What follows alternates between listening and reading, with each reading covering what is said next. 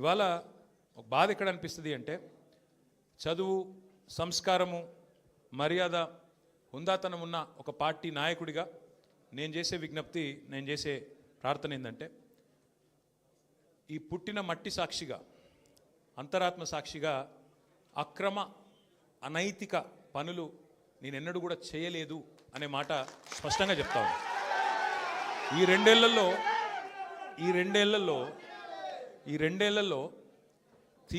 తీవ్రంగా ఈ రెండేళ్లే కాదు దాదాపు గత 7-8 ఏళ్ళుగా తీవ్రమైన క్యారెక్టర్ అసాసినేషన్ ఎఫర్ట్ నా మీద, వ్యక్తిత్వ హననం. అంటే ఒక కుక్కను చంపే ముందు పిచ్చి కుక్కను ముద్రేయాలని ప్రయత్నం చేస్తారు కదా, నేనేదో డ్రగ్స్ తీసుకుంటానని, నాకేదో హీరోయిన్లతో సంబంధాలు ఉన్నాయని లేని దిక్కుమాలిన వార్తలు రాసి నన్ను క్షోభకు గురి చేయడమే కాకుండా నా కుటుంబ సభ్యుల్ని, నా పిల్లల్ని, నా వాళ్ళు అనుకునే వాళ్ళందరినీ విపరీతమైన క్షోభకు గురి చేశారు. అయినా కూడా ఎన్నడూ బాధపడలేదు, బయటకు వచ్చి వేరే వాళ్ళలాగా దొంగ ఏడుపులు ఏడవలేదు. నేను నిబద్ధతతో పనిచేసిన నాయకుని కాబట్టి ఎవరికి భయపడకుండా 2 ఏళ్ళుగా తలవంచకుండా పోరాటం చేస్తూ ఉన్నాను. ఇవాళ నేను ఏదో టెలిఫోన్ ట్యాపింగ్లో ఏదో విచారణ క్రమాన్ని పిలిచారు, బరాబర్ పోతాం, పోయి అడుగుతా. ఏమడుగుతా?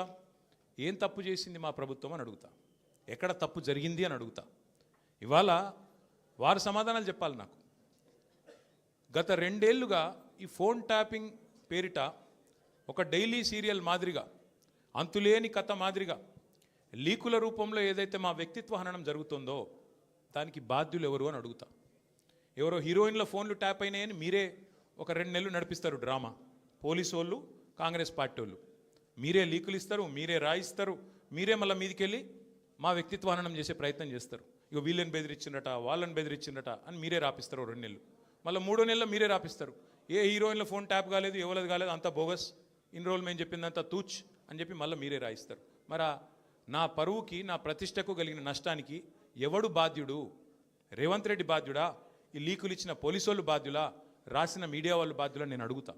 అట్లా ఇంకో మాట కూడా నేను అడుగుతా.